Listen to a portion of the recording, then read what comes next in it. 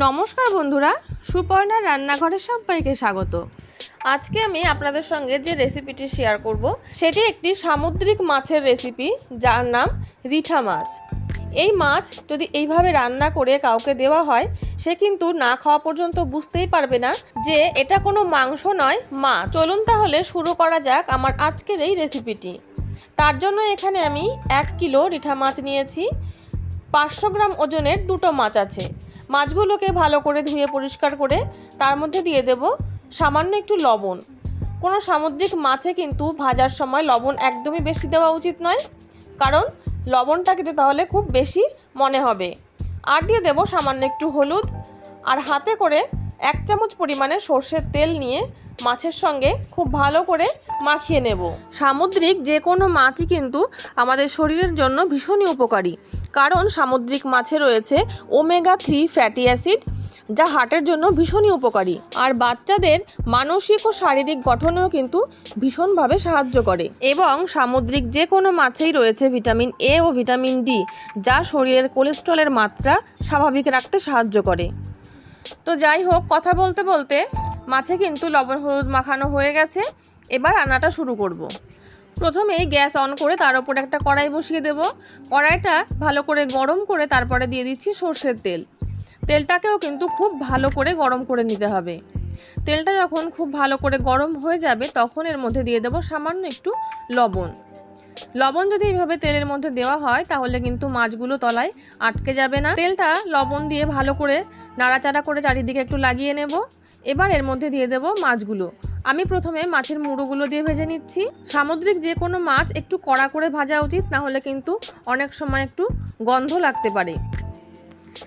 মুড়োগুলো ভাজা হয়ে গেছে, এবার একটা পাত্রে আমি তুলে নিচ্ছি। বাকি মাছগুলো দিয়ে একইভাবে কিন্তু ভেজে নেব। তবে মাছগুলো ভাজার সময় অল্প অল্প করে দিয়ে ভাজাই ভালো, না এই মাছগুলো কিন্তু ভীষণ নরম হয়। একবারে বেশি মাছ দিতে গেলে ভেঙে যাওয়ার একটা চান্স থাকে।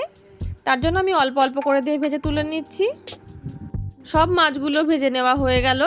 এবার যে মাছ ভাজার তেলটা রয়েছে, ওই তেলের মধ্যে দিয়ে দেব গোটা গরম মশলা, 2 এলাচ, 2 টুকরো দারচিনি আর 3-4টে লবঙ্গ।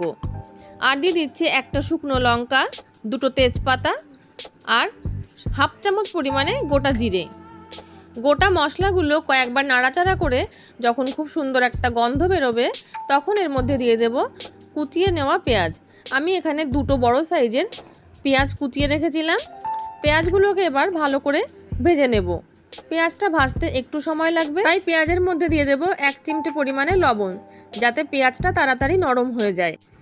পেঁয়াজটা যখন এরকম লাল লাল করে ভেজে নেওয়া হয়ে যাবে, তখন এর মধ্যে দিয়ে দেব বড় সাইজের একটা টমেটো কুচি। টমেটোটা দিয়ে কয়েকবার নাড়াচাড়া করে এবার এর মধ্যে দিয়ে দেব 1 চামচ পরিমাণে লবণ, আর দিয়ে দিচ্ছি 1/2 চামচ পরিমাণে হলুদ গুঁড়ো।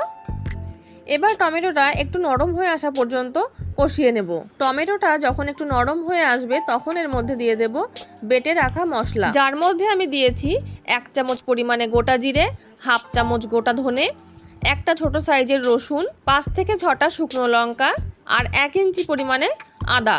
সব মশলাগুলো আমি একসঙ্গে বেটে নিয়েছিলাম। এবার মশলা দিয়ে পেঁয়াজের সঙ্গে ভালো করে কিন্তু কষিয়ে নিতে হবে, যতক্ষণ না তেল ছাড়ছে। যখন মশলাটা এরকম শুকিয়ে আসবে, তখন এর মধ্যে দিয়ে দিতে হবে জল। এবার যখন ঝোলটা এরকম ফুটে আসবে, তখন এর মধ্যে দিয়ে দেব ভেজে রাখা মাছগুলো। এই মাছগুলো কিন্তু ঝোলের সঙ্গে একটু বেশি সময় ধরে ফোটাতে হবে, তার জন্য আমি একটু আগেই দিচ্ছি।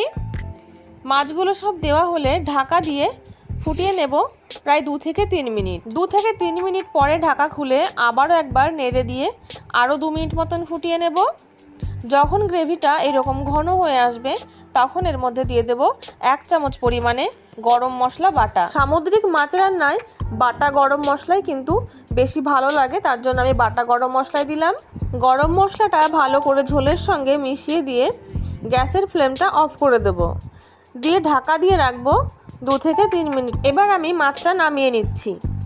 এই মাছ রান্না কিন্তু গরম ভাতের সঙ্গে ভীষণই ভালো লাগে।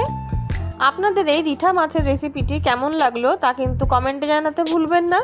ভালো লাগলে ভিডিওটিকে লাইক এবং চ্যানেলটিকে সাবস্ক্রাইব করার অনুরোধ রইল। চলে আসবো অন্য কোনো নতুন রেসিপি নিয়ে আপনাদের সামনে। ততক্ষণের জন্য নমস্কার, সবাই ভালো থাকবেন, সুস্থ থাকবেন।